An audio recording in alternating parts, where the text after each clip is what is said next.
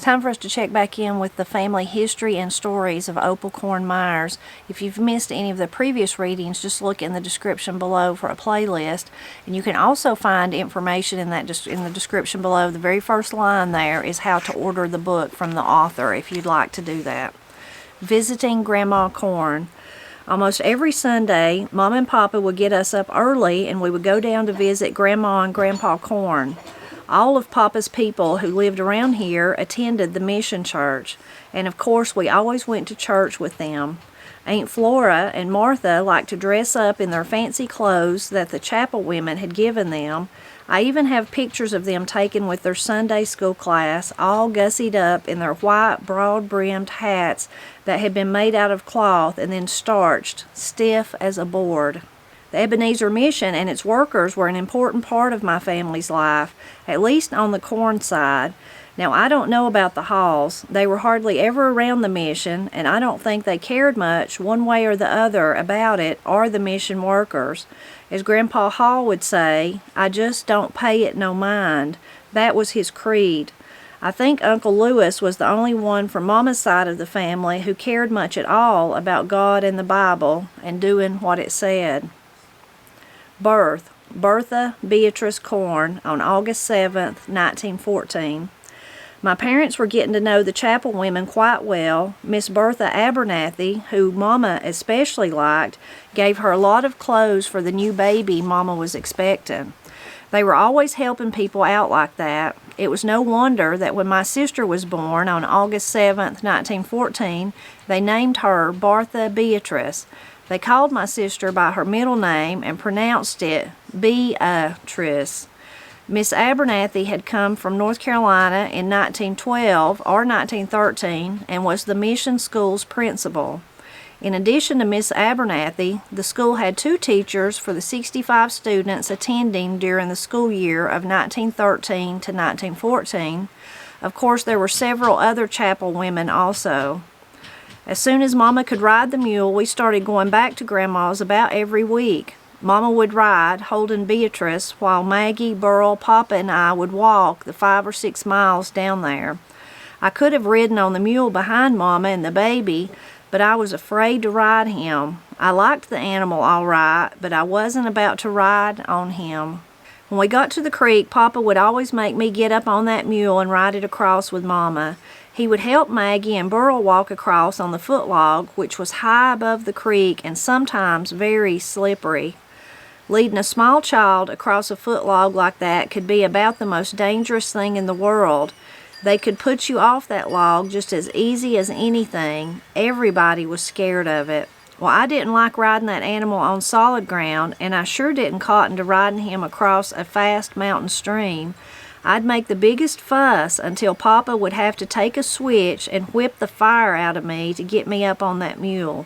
Finally, we would all get to the other side and he would let me off. I walked the rest of the way to Grandma's, rubbing my switch marks. As it moved into the spring of 1915, Mama and Papa grew anxious about having a place of their own again. Maggie, at that time, was 8 years old, and it was time to be thinking about her starting school. Both Mama and Papa wanted her to go to the mission school down by Grandma Corn's. Mama would sometimes let Maggie spend the whole week at Grandma's and go to school with Grandma's youngest daughter, Aunt Flory, just so she could get used to the mission school. The chapel women would let her visit in the class for the younger grades too, so she could be with some of the children her own age. They let anyone visit the classes as long as they didn't disrupt the lessons or disturb anyone. Visiting school with Ada. One time Mama let me stay with Maggie down at Grandma Corn's. I knew a lot of the younger children around there, and I loved to play with them. On this particular day, I was playing with Ada Turner, a girl about my age. After we had eaten a big lunch at Grandma's, we decided to run up to the mission school and play with the other children during their lunchtime, and then maybe we could go watch Charlie McGaha teach. Ada had watched him before, and she said he was funny, the way he would swing his arms around and make faces when he taught. Charlie McGaha was one of the men who had lived back up there by the Moraine Mission. I don't know if he had hardly any education at all, but he was allowed to teach. Back then, you could teach to the 8th grade without teaching credentials. He only taught a couple of subjects. By the time we got up to the mission, they were already playing a game called Good Night. It looked like a fun game, but we had never played it before, so we just watched. To play the game, the girls got in one line and the boys were in another line facing them. The girls were each given a boy's name, and the object of the game was for the boy to find the girl who had his name and take her back across the boys' line to the base. The boy had no idea who his girl was, so he had to make guesses. He would walk up to the girl he thought might be the one, bow, and escort her by the arm toward the base. The girl would tease the boy by going part way with him, pretending that she really was the one. Then she would yell, "Good night," as she broke away from him and ran back to her line to avoid capture. The boy then tried again by choosing another girl. It was the funniest sight ever watching them play that game. They were running into each other and laughing. Most of the older children were helping their folks plant crops, so the only older students playing with them were Aunt Flory and the old Turner boy. He was short and as skinny as a sapling tree, whereas Aunt Flory was a great big old thing, round and tall like Papa. Well, those two got their feet all tangled up with each other, and down they came with Aunt Flory landing on top of him. It was a real miracle he wasn't hurt, as big as Aunt Flory was, but he got up a little slowly, and as he brushed himself off, the bell for class rang. That bell probably saved his life, because another fall with Aunt Flory certainly would have killed him. We waited a little while, and then Alda and I slipped into Charlie McGaha's class, practically unnoticed, and sat at the very back of the room on one of the long church-like benches. Charlie was already busy teaching a class in physiology. That's a branch of biology. Now they just call it health class. There were only 2 students in the class, Aunt Flory and Frank Turner, the one she had just flattened out on the playground. They were the oldest students in the school. Frank actually lived at the mission. He ate in the dwelling house, but everyone thought it would be inappropriate for him to have his bedroom inside the house where the women slept. The log bunkhouse where John Wood had slept before he and Lenora were married was now being used for storage, so they built a new bunkhouse directly between the mission house and the church. This bunkhouse was a frame one. It had only one room, but it was plenty big enough for him to sleep in, and it was a place where he could relax in solitude. It was called the Franklin House. Carrie, that's Opal's son, played in that bunkhouse when he was a boy. It was still standing until sometime in the 60s when they tore it down. The old log bunkhouse was torn down sometime in the late 20s. It was in the other direction, down by the rock in the road where the mission outhouse used to be.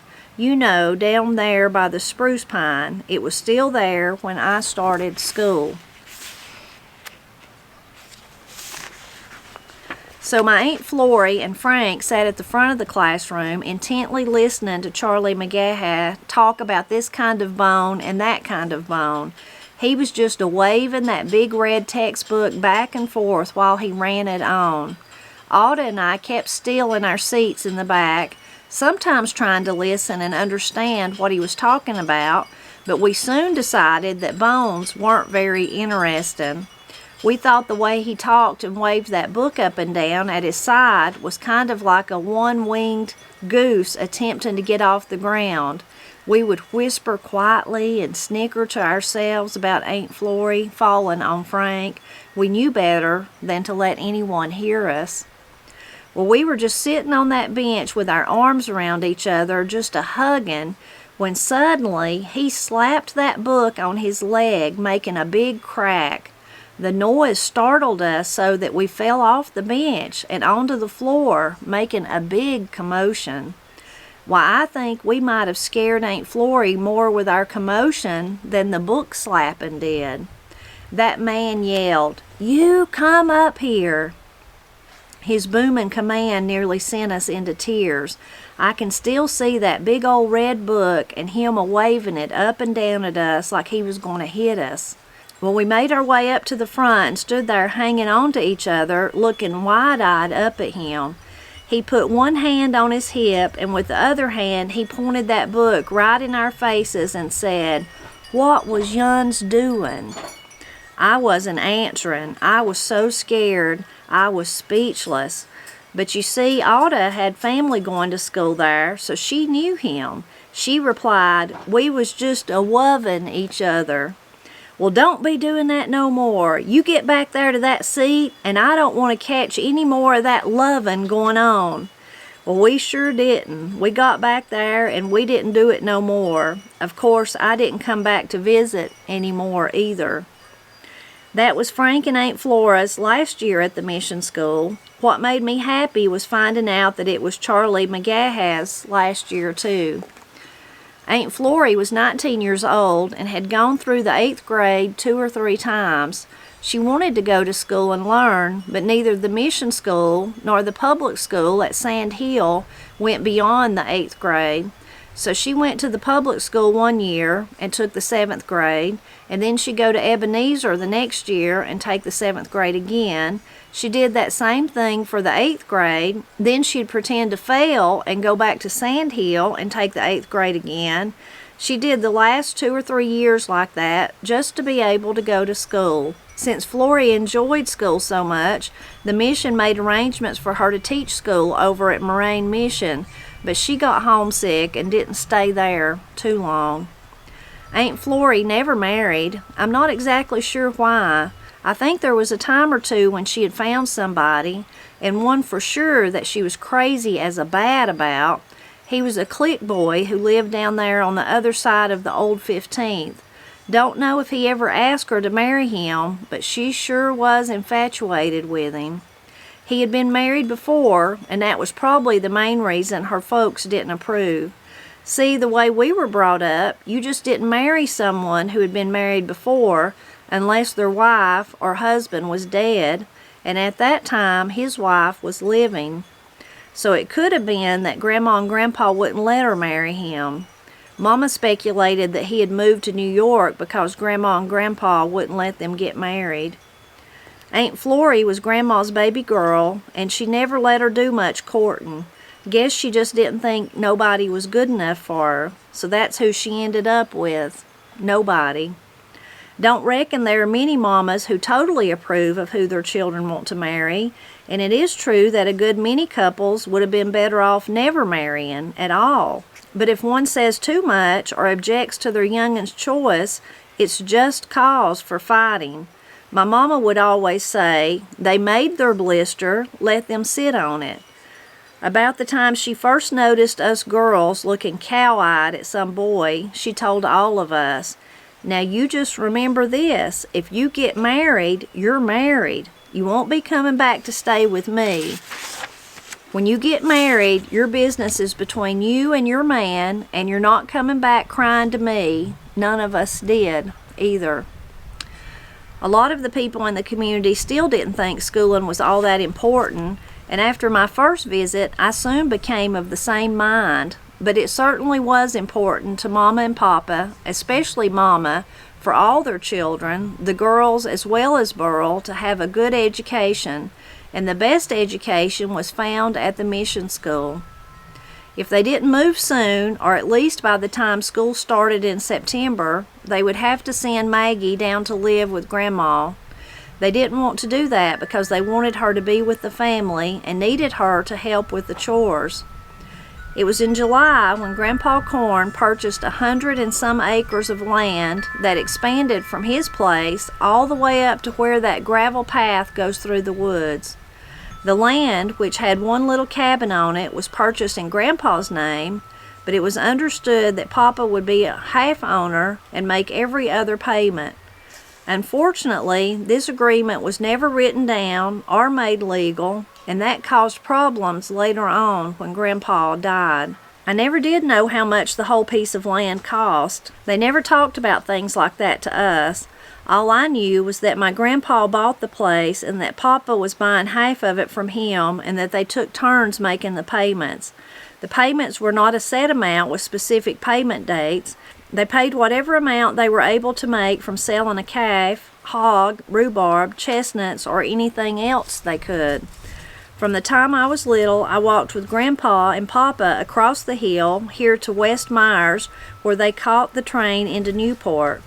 Maggie, Burl, Aunt Flora, and I would each carry a little bunch of rhubarb in a sack, maybe 15 to 20 pounds each. Papa and Grandpa would lug a big sack of rhubarb. Then we'd all get to the train. They'd put ours into their sacks, get on the train, and go on into town. We'd return home. I tell you, Lori, things sure have changed since I was a girl. I wish I could tell you about all our adventures as kids and later as adults, but it would take a lot more than this measly amount of paper to tell you all the details of your family history, but I'll try to squeeze in as much as I can. We'll stop right there for today. I'm so glad that Opal tried to squeeze in as much as she could.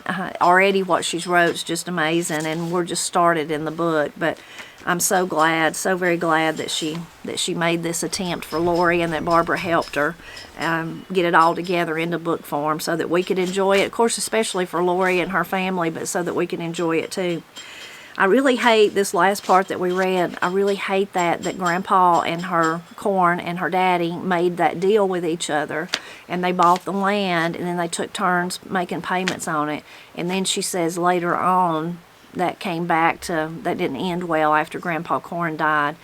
So many things, you've probably, like me, you probably heard stories like that where somebody says something, there's total agreement, and then somebody dies, and then it's other people don't believe that agreement, or they're jealous of it, or whatever happens. It just turns into a real mess when people, if it had just been put in writing, it would have been okay. We all need to learn from that and make sure those things are took care of before we pass away, or, our final wishes, all that kind of stuff. So I really hate that part. I love through this part how because of course Lori, she's talking to her, she would have known where these places were at, these landmarks that she's talking about. I love that. People in Appalachia have a real sense of place. Here, one of the first things comes to mind, I might tell Matt, I'd be like, I saw the biggest deer, or I seen several deer, or whatever, down at Johnny Hampton's. Well, Johnny Hampton hadn't been alive in forever, but we just still call the place Johnny Hampton's, things like that. I love that. Somebody else, if they just moved to Brasstown, they'd be like, I'm sorry, I don't know him. And I'll be, oh, well, he's been dead, 20 years or ever how many years longer than that, I guess. But his house, and then I'd start trying to describe where his house was at, Anyway, I love that, how she used the landmarks. I really love that. Gives that sense of place to how intimately she knew that area.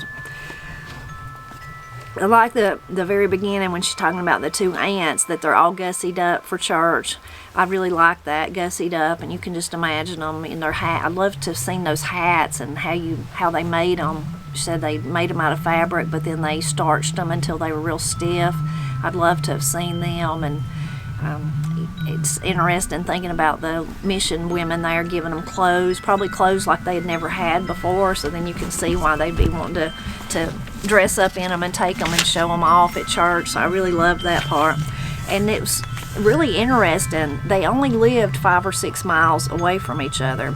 So today, of course, you may live 5 or 6 miles away from your family and you all go to the same church, or your friends, or whoever it is.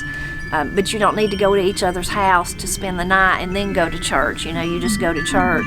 So such an interesting difference in time. And even then you think about, well, okay, 5 or 6 miles that they would go and they would spend the whole weekend. They'd stay the whole weekend, because 5 or 6 miles, if you're walking, that's a pretty far piece. It's just such a different thing. We can't really imagine it. It reminds me though of Don Cassida, my friend, who's done so much research, and he's just the most knowledgeable person when it comes to the old home places of the Smoky Mountain National Park. And we were in an area on Hazel Creek there, and he was telling me that in all his research, that in the beginning, you know, when transportation was harder, how this little community did not intermarry with this community that was about 5 or 6 miles away. There was no intermarriage between them. But then, as time went on and the train began running through that area, it's primarily, I mean, it's used for logging mostly, but also people would ride it some, and supplies and those kind of things. But once that happened, then, you know, looking back through history, census and things like that, and marriage records and all those kind of things, then there began to be marriages between those two communities. So just so fascinating to think about. Think about the distance of 5 or 6 miles, how that was such a drastic hurdle for them compared to what it is today. Now, she gives a little bit of insight into that when she talks about how they would walk, and the mother and the new baby, once that baby Beatrice had been born, would ride the mule, and the rest of them would walk. And then when they got to that place where they had to cross over the creek, they'd have to whip her to get on the mule and go across, and then her father and the other two little ones would go across the foot log. If you've ever went across a foot log like that on across a big body of water or a big creek, a bold creek, we would say, it is kind of scary. Now, most of the time in the parks and places like that, if they have one like that, there's somebody's put a handrail, a guardrail, and you can hold on to it. And maybe they had one there, maybe they didn't. But when you're, especially little ones, you're trying to get them across, and in those days there would have been no park ranger or no transportation person making sure that it was flat or that the moss or the slipperiness had been took off. You know, they didn't de-ice it or anything like that. So you can see that it was, it took some effort to go that 5 or 6 miles and spend the weekend. But I love that little insight into that. I also liked the chapel women. She said they would allow anyone to come to school and just like kind of visit and see what was going on. I'm sure that they did that maybe for other reasons, maybe just because they were kind, but I'm sure their main reason was probably so that if they let other children or even other adults in the community come and see what was going on firsthand, then maybe that would entice them to come. Maybe that would entice them to support them. So I'm sure that was part of it, but I'm glad that they just allowed anyone that wanted to, as long as they were quiet, they could just come and sit and see what was going on. And the good night game, that sounds like a fun game. I was talking about games this past week on the Blind Pig and the Acorn. I've done that a lot in the past, but that sounds like a fun game, and you can just imagine the excitement and fun and laughing. But then also when they got tangled up, Aunt Flory and the Turner boy got all tangled up together. I'm sure that would have been funny. And then how sweet that her and Alda, and you know, you can just see two little girls sitting back there and then kind of getting bored and kind of hugging each other and all that. You can see that whole thing play out in your mind, but then you can just really see the little Alda saying, we were loving each other, we were loving each other. It reminds me of a lot of Katie and Corey when they were little, about that size. Me and Matt used to say it was either one extreme or the other. It was either loving like that, just hugging and kissing and I love you so much, and which is sweet, but almost to the point that it got on your, it just, you know, because they were being so silly about it and get on your nerves. It was either that or it was fist fighting. There was no in between. It was one or the other with Katie and Corey at that age. So I love that. I could just hear Corey or Katie one saying we were loving each other. That's really, really sweet. And then just a little piece of wisdom there from Opal's mother that she would tell her children, but they made their blister, then let them sit on it. It's kind of like if you get yourself in a bad situation, or you make a mistake, or you do something you shouldn't do and bad things result, then you got what you deserved. You just kind of have to deal with it and figure out how to get out of it. So I really love that little piece of wisdom. I've been sharing those pieces of wisdom in my Monday lives. If you've watched any of them, a lot of you have shared them with me. That's where they come from. It's so enjoyable to think about those pieces of wisdom like that, especially when they're as colorful as that one. Helps you really remember it. And it makes, I think, if you're telling, like she was telling her girls that, I think it helps it stick into your mind. If you're, a young person, it's a more colorful way of saying it for sure, but it really puts emphasis on it because of that colorful nature of it. I hope you enjoyed this part today. I hope, as always, you'll leave me a comment and tell me what jumped out at you. And as always, too, I hope you'll drop back by next Friday. We've got to see what happens to Opal next.